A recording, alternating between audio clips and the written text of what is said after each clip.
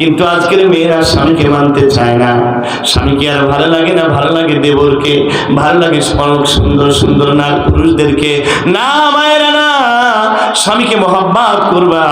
আল্লাহ রাসূল বলেছেন, কোন পুরুষ যদি, কোন নারী যদি স্বামীর দিকে তাকিয়ে মুস্কি হাসি দেয়, স্বামী যদি স্ত্রীর দিকে তাকিয়ে মুস্কি হাসি দেয়, তাদের দিকে তাকিয়ে মুস্কি হাসি দেয়, আরশের মালিক আল্লাহ। কোন স্বামী যদি স্ত্রীর হাত ধরে, স্ত্রী যদি স্বামীর হাত ধরে, দুজনের সগীরা গুনাহগুলো মাফ হয়ে যায়। ও মায়েরা, আজকে তুমি মনে করো স্বামীর পা ফাটা, এই জন্য ভালো লাগে না। একবার ভাবো না পাটা ফাটাইলো কার জন্য? ঠিক না? তোমার স্নু, তোমার পাউডার, তোমার বিভিন্ন প্রসাধনী কেনার জন্য, তোমার শাড়ি গয়না ব্লাউজ কেনার জন্য তো এই লোকটা সকালবেলা ভ্যান নিয়ে চলে যায়, ঠিক না? কিন্তু তুমি স্টার জলসা দেখতে দেখতে এমন ভাবে তুমি পরপুরুষের দিকে আকৃষ্ট হয়ে গেছো, আজকে নিজের স্বামীকে ভালো লাগে না। আমার রাসূল হযরতে খাদিজাকে যখন কবরের মধ্যে রাখলেন, রাসূল কবরের মধ্যে খাদিজাকে রেখে দু চোখের পানিগুলো ছেড়ে দিচ্ছেন।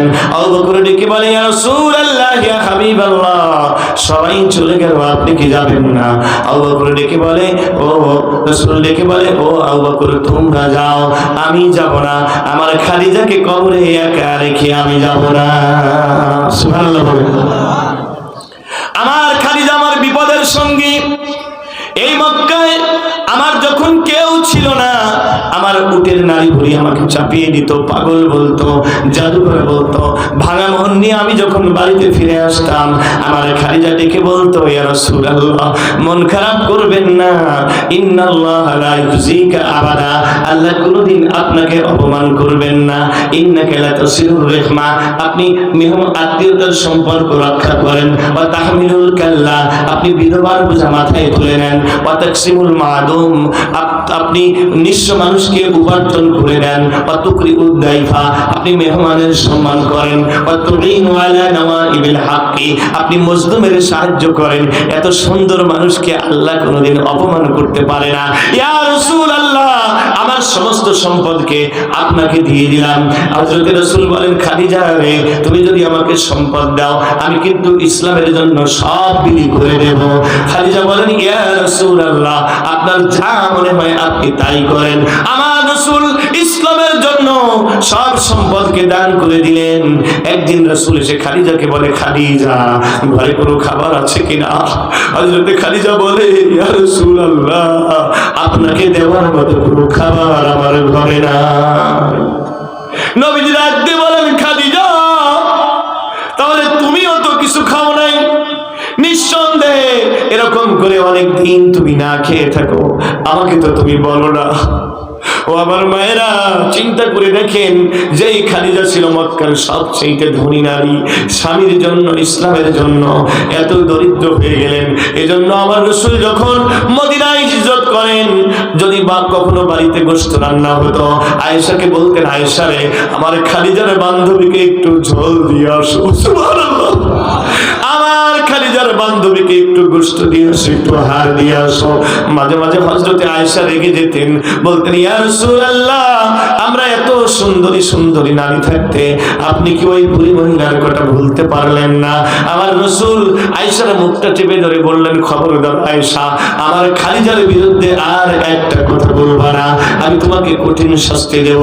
কারণ তোমরা তো আমার সুখের দিনের স্ত্রী। আমার যখন কেউ ছিল না, তখন আমার খাদিজা ছিল। আমি খাদিজার ঋণ কোনোদিন শোধ করতে পারবো না। সুবহানাল্লাহ বলে, চিৎকার দিয়ে বলেন সুবহানাল্লাহ। মা বোনদেরকে বলবো, মা বোনেরা, আপনারা খাদিজার আদর্শ নিজের মধ্যে লালন করবেন, স্বামীকে সম্মান করবেন। আমার খাদিজা স্বামীকে কত মহব্বত করতেন, ওই হীরা পাহাড়েও মাঝে মাঝে রাসূলের জন্য খাবার নিয়ে যেতেন। সুবহানাল্লাহ বলি। আমার মায়েরা, আপনারা ফাতিমার মতো পর্দা করবেন, আয়েশার মতো জ্ঞানী হবেন, আপনারা আসিয়ার মতো ধৈর্যশীলা হবেন, মারিয়ামের মতো ইবাদত বন্দেগী করবেন। হযরতে মারিয়াম এমন ভাবে ইবাদত বন্দেগী করছে, জাকারিয়া আলাইহিস সালাম মসজিদের মধ্যে ঢুকে দেখে জান্নাতি ফল। সুবহানাল্লাহ। ডাক দিয়ে বলে, ইয়া মারিয়াম, আন্না লাকি হাদা, এগুলো কোথায় পেয়েছো? মারিয়াম বলে হাদা মিন ইনদিল্লাহ, এগুলো আমার আল্লাহ পাঠাইছে। মায়েরা, আজকে আপনি স্টার জলসা দেখে সময় নষ্ট করেন, একটু সুবহানাল্লাহ জিকির করা যায় না? আলহামদুলিল্লাহ তাসবিহ পড়েন, আপনি বসে বসে কোরআন পড়েন, আপনার পেট থেকে নেক্সট সন্তান হবে। আর যদি স্টার জলসা দেখেন, বেপরদা চলাফেরা করেন, আপনার পেট থেকে হবে টিপ সলমান খান। কথা বলেন, ঠিক কিনা বলেন? যেমন কর্ম তেমন ফল। আজকে বলে বুড়াকালে মা বাবা অভিযোগ করে বলে যে সন্তান দেখে না, সন্তান খাবার দেয় না, চিকিৎসার টাকা দেয় না, কিন্তু আলেমদের বাপ মায়ের দিকে তাকায় দেখে কিভাবে রাখে। সুবহানাল্লাহ, সুবহানাল্লাহ। এই জ্ঞান যার ভিতরে আছে আর যার ভিতরে নাই, দুইজন সমান কোনদিন হতে পারে? আপনি বৃদ্ধাশ্রমে গিয়ে দেখবেন ডাক্তারের মাও আছে, ইঞ্জিনিয়ারের মা আছে, সচিবের মা আছে, আছে না নাই? কিন্তু হাফেজের মা পাবেন না। সুবহানাল্লাহ বলেন। আলেমের মাকে পাবেন না, নামাজের মাকে পাবেন না, কারণ তারা জানে আমার মায়ের পায়ের নিচে আমার বেহেশত। সুবহানাল্লাহ। এই জন্য মায়েরা সন্তানদেরকে ছোট থেকেই আপনারা সুশিক্ষা দেবেন, আল্লাহ আল্লাহ রসুলের ভয় দান করবেন, ঠিক কিনা? তাদেরকে ইসলামের ভয় দেখাবেন, সুন্দর সুন্দর গল্প বলবেন। আল্লাহ তৌফিক দিক। আমাদের বাচ্চাদেরকে ছোটবেলা থেকে ইসলামের কালচারে অভ্যস্ত করতে হবে, কারণ দিন শব্দের 4 নাম্বার মানে কৃষ্টি কালচার। আমরা কৃষ্টি কালচার মানবো ইসলামের, ইনশাআল্লাহ। দিন শব্দের 5 নাম্বার মানে জীবন ব্যবস্থা। ইন্নাদ দীনা ইনদাল্লাহিল ইসলাম। আমরা পরিপূর্ণ জীবন ব্যবস্থা হিসাবে ইসলাম মানবো, ইনশাআল্লাহ বলি। আমার জীবনে দাঁড়িয়ে আস্তানো থেকে শুরু করে রাষ্ট্র চালানো পর্যন্ত ইসলাম ছাড়া অন্য কোন জীবন ব্যবস্থা মানি না, ইনশাআল্লাহ বলেন। রাজি আছেন তো? তাহলে একটু তাকবীর দেন শেষবারের মতো, লিল্লাহি তাকবীর।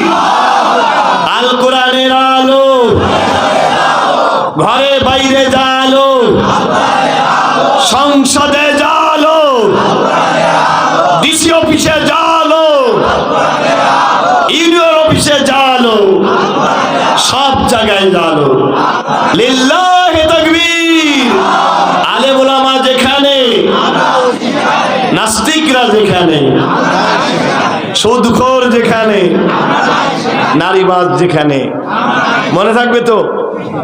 আল্লাহ কবুল করুন, যদি বলি আমিন। তাহলে দেখি কি বুঝছেন আজকের আলোচনা। আল্লাহর কাছে দিন কয়টা? না, দিন দিন কয়টা আল্লাহর কাছে? যদি বলেন কয়টা? তার নাম কি? নাম কি? ইসলাম। এখন এই দিন শব্দের মানে কয়টা? 5টা। দিন মানলে কয়টা পয়েন্টে মানা লাগবে? 1 নম্বর আনুগত্য। 1 নম্বর কি? আনুগত্য কার? এক জায়গায় না সব জায়গায়?